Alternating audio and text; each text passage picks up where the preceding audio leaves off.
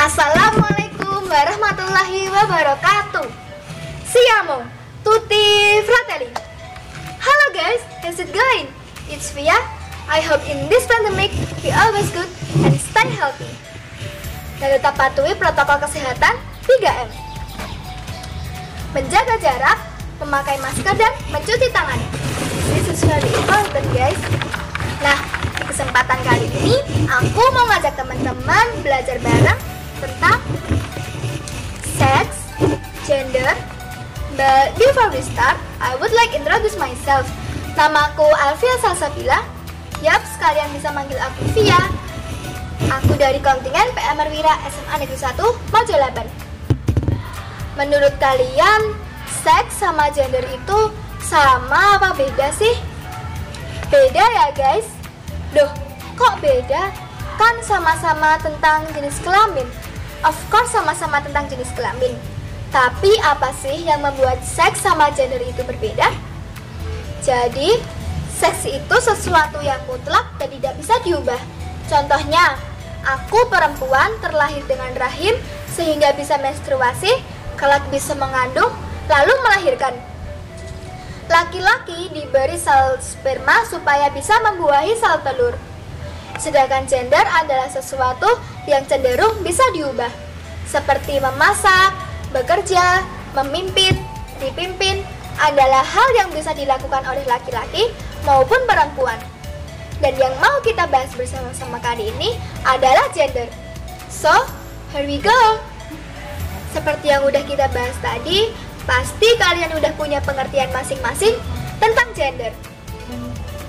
Menurut World Health Organization, gender adalah sifat perempuan maupun laki-laki seperti norma, peran, hubungan antara perempuan dan laki-laki yang dikonstruksi secara sosial. Di zaman sekarang, kalian pasti banyak menemui perempuan melakukan peran laki-laki ataupun sebaliknya laki-laki melakukan peran perempuan. Tapi walaupun begitu, masih banyak ketidaksetaraan gender yang terjadi di Indonesia. Contoh pertama ada kasus subordinasi atau menomorduakan perempuan.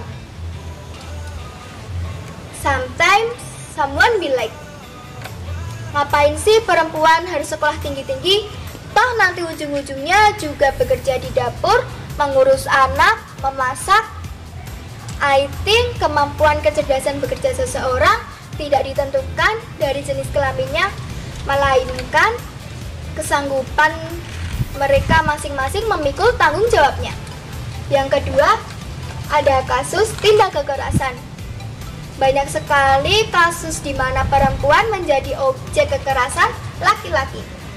Yang ketiga, ada stigma negatif yang melekat.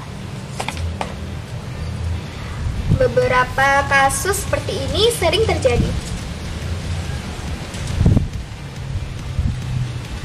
Kamu apaan sih, cowok kok gembeng banget, gitu aja nangis.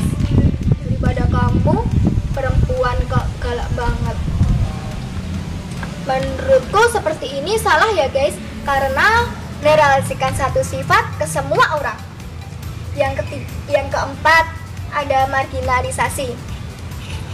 Contoh kecil saja, di kelas, pasti yang dipilih jadi ketua kelas adalah yang laki-laki.